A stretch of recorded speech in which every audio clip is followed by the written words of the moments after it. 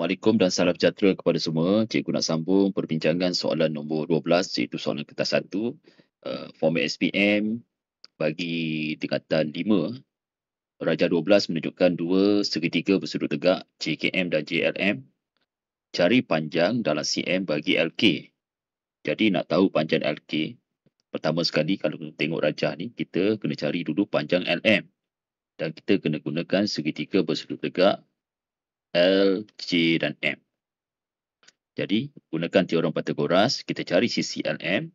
Mengikut teorem Pythagoras, LM sama dengan hypotenuse, iaitu sisi JL ini, iaitu 13 kuasa 2.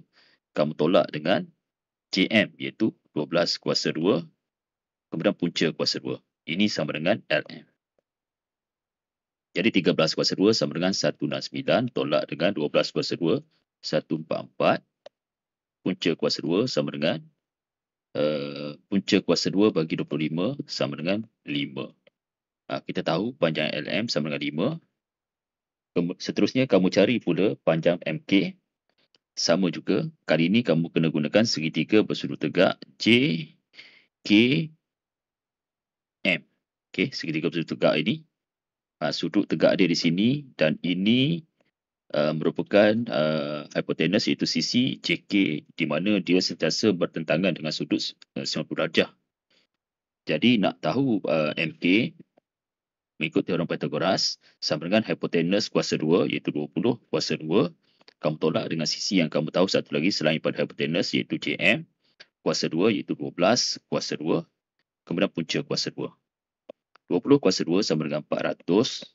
Tolak 12 kuasa 2 itu 144. Dan punca kuasa 2.